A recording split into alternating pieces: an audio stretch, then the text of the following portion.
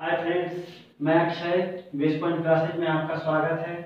आज हम घातांक के कुछ सूत्र के बारे में पढ़ेंगे जो आपके हर एक क्लास में फायदा करेगा फ्रेंड्स। चलिए, यहाँ पे कुछ 4 रूल हम लिखे हैं। उसके बाद हम कुछ और रूल को डिस्कस करेंगे और कोशिश करेंगे फ्रेंड्स ये जो आपका पहला रूल दिया है इस पे कुछ क्वेश्चन भी सॉल्व करवाने का। तो फ्रेंड्स देखिए, फ्रेंड्स ये a है, a पे एक्सपोनेंट m इंटू a पे एक्सपोनेंट m। जब दोनों का बेस इक्वल हो, मतलब a यहाँ भी है, a ये यहाँ भी है, जब बेस इक्वल हो तो एक्सपोनेंट क्या होता है, ऐड हो जाएंगे। तो हम लिखेंगे m प्लस n हो जाएंगे। और ये आपका डेसिमल नहीं है फ्रेंड्स, ये आपका मल्टीप्लाई है। तो इसी फॉर्मूला पे हम कुछ क्वेश्चन को सॉल्व करते हैं। जैसे अगर हम लिखें 2 पे एक्सपोनेंट 3 इंटू 2 पे एक्सपोनेंट 4, तो फ्रेंड्स यहाँ भी हम देख रहे हैं ये दोनों का बेस क्या है, इक्वल है। तो हम लिख सकते हैं 2 और एक्सपोनेंट आपका क्या होगा, ऐड हो जाएगा। तो इसको सॉल्व करेंगे 2 पे एक्सपोनेंट 7 हम यहीं पे छोड़ देंगे फ्रेंड्स। अगर वैल्यू निकालना होगा तो वैल्यू निकालेंगे, नहीं तो यहीं पे इसको छोड़ देंगे।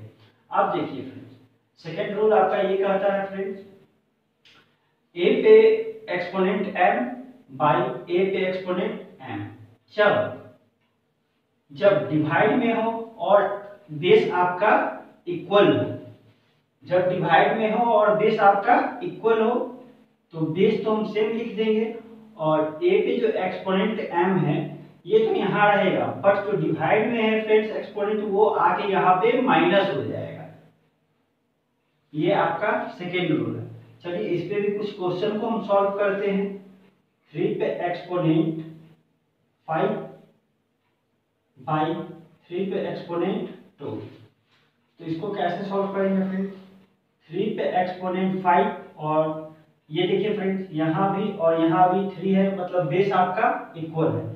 तो आपका एक्सपोनेंट ये ऊपर आके क्या होगा, माइनस होगा। तो इसको हम लिख सकते हैं 3 पे एक्सपोनेंट 3, ये आपका आंसर हो जाएगा फ्रेंड्स।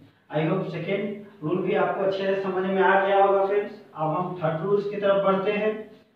थर्ड रूल आपका कहता है फ्रेंड्स, अगर यहाँ a पे एक्सपोनेंट m है और फिर ब्रैकेट n है, तो हम इसको लिख सकते हैं a पे एक्सपोनेंट m और ये ब्रैकेट जैसे हटेगा फ्रेंड्स यहाँ मल्टीप्लाई हो जाएगा। चलिए इस पे कुछ क्वेश्चन को सॉल्व करते हैं जिससे आपकी क्लियरिटी और भी स्पष्ट हो जाएगी। जैसे हम यहाँ पे लिखते हैं 5 पे एक्सपोनेंट 2 फिर ब्रैकेट 3, तो इसको लिख सकते हैं 5 पे एक्सपोनेंट 2 और जैसे ये ब्रैकेट को हम हटाएंगे तो ये मल्टीप्लाई में कन्वर्ट हो जाएगा और ये 3 है। तो 5 पे एक्सपोनेंट कितना होगा, 2 3 जा 6, ये आपका आंसर हो जाएगा फ्रेंड्स। चलिए फ्रेंड्स, तीसरा रूल आपको समझ में आ गया। अब चौथे नंबर रूल की तरफ हम बढ़ते हैं। जैसे फ्रेंड्स यहाँ पे गौर से देखने वाली बात है, यहाँ a है और ये b है। जब बेस डिफरेंट हो, यहाँ बेस अलग अलग है और उसके ऊपर एक्सपोनेंट सेम है, a पे एक्सपोनेंट m और b पे एक्सपोनेंट n। जब एक्सपोनेंट सेम हो और बेस डिफरेंट हो तो हम a b ब्रैकेट m कर देंगे friends. a b bracket m, एक ही m को लिखेंगे, मतलब एक ही एक्सपोनेंट को लिखेंगे। चलिए इस पे भी कुछ क्वेश्चन को सॉल्व करते हैं फ्रेंड्स। जैसे यहाँ पे 8 7 एक्सपोनेंट इस पे मान लीजिए 3 और इस पे भी 3। देखिए फ्रेंड्स दोनों का बेस क्या है, डिफरेंट है और एक्सपोनेंट सेम है। तो इसको हम लिख सकते हैं 8 इंटू 7 पे एक्सपोनेंट 3, मतलब 8 7 जा 56 पे एक्सपोनेंट 3, ये आपका आंसर हो जाएगा। आई होप यहाँ तक समझ में आ गया होगा फ्रेंड्स। अब हम कुछ और रूल बचे हुए हैं, दो या 3 रूल बचे होंगे, उसको भी हम सॉल्व कर देते हैं फ्रेंड्स।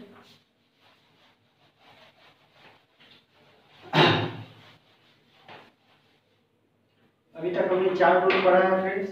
अब 5वें रूल की तरफ हम लोग बढ़ते हैं।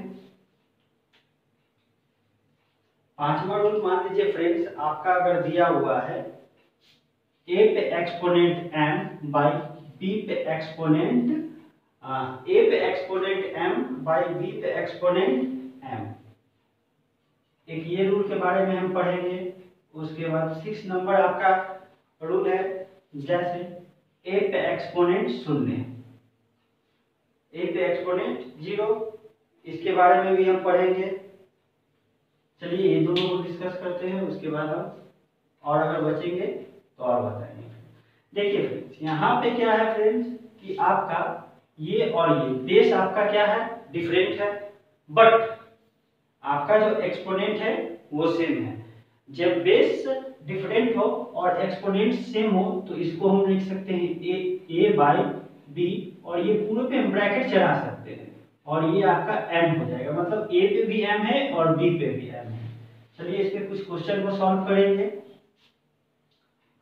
3/4 पे एक्सपोनेंट 2, यहाँ भी 2 दे दी, तो इसको हम क्या लिख सकते हैं फ्रेंड्स, 3/4 पे एक्सपोनेंट 2। आप चाहिए तो इसको सॉल्व कर दीजिए, आपका वैल्यू निकल जाएगा, लेकिन हमको यहाँ पे वैल्यू नहीं निकालना है फ्रेंड्स, बस हमको समझना है कि आपका जो रूल है वो कैसे वर्क करता है।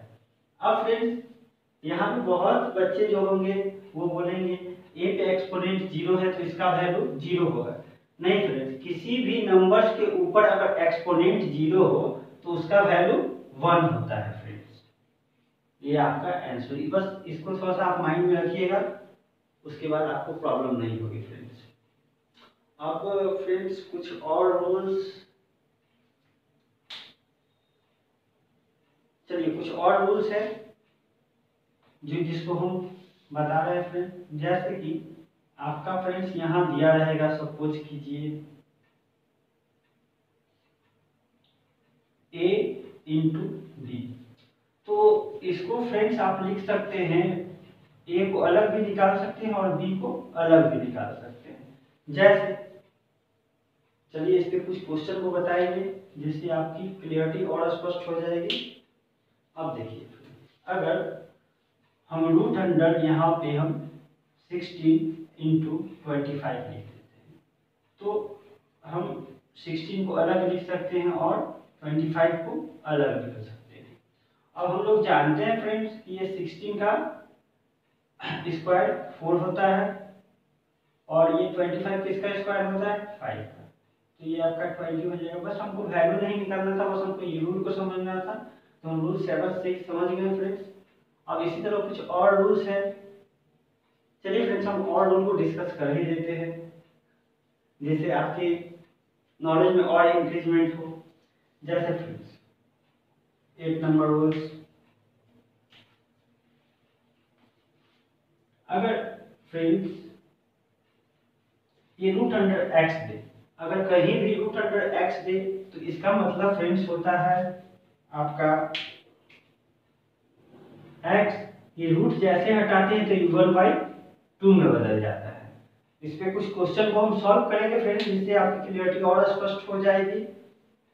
जैसे हम क्वेश्चन अगर लिख देते हैं फ्रेंड्स रूट अंडर 3, तो इसको हम लिख सकते हैं फ्रेंड्स 3 1/2, ये आपका आंसर हो जाएगा फ्रेंड्स। उसके बाद 9th नंबर रूल, ये तो फ्रेंड्स हम लोग जानते हैं कि ये स्क्वायर है, बट क्यूब होंगे तो ये 3 लिखा रहेगा, ये आपका मान लीजिए हम 21 लिखते हैं। हम एग्जैक्ट क्यूब नहीं लिख रहे हैं फ्रेंड्स, बस हमको समझाना है, इसी कारण हम इसको डिटेल में लिख रहे हैं, बट एग्जैक्ट क्यूब भी लिख के हम आपको समझाएंगे। तो इसको हम लिख सकते हैं फ्रेंड्स, जैसे ये क्यूब को हम हटाएंगे तो ये 21 हो जाएगा और ये 1/3 हो जाएगा। क्यों, ये 3 तो आपका नीचे आ जाएगा, यहाँ 1 आपके ऊपर आ जाएगा, यहाँ भी आपका 2 छिपा हुआ है, तो देखिए फ्रेंड्स 2 नीचे आ गया, 1 ऊपर आ गया, तो ये आपका आंसर हो जाएगा। अब देखिए फ्रेंड्स हम इसी पे एक क्वेश्चन को और सॉल्व करते हैं। जैसे हम लोग जानते हैं 27 किसी का क्यूब होता है, तो ये 27 है, इसको हम निकाल लेंगे। जैसे हम इसको निकालेंगे फ्रेंड्स, तो ये क्या होगा, 1/3 हो जाएगा, 1/3 हो ही जाएगा। और दूसरी बात है कि ये क्यूब को हम, अब इसको अगर हमको सॉल्व करना है फ्रेंड्स, तो इसको हम लिख सकते हैं 3 पे एक्सपोनेंट 3 इंटू ये 1/3 हो जाएगा, 3 से 3 ये कट जाएगा, तो ये किसका स्क्वायर है, 27 3 का स्क्वायर है। फ्रेंड्स यहाँ तक आपको समझ में आ गया, और क्वेश्चन है और रूल्स है हम नेक्स्ट सेशन में आपको और डिटेल में बताएंगे।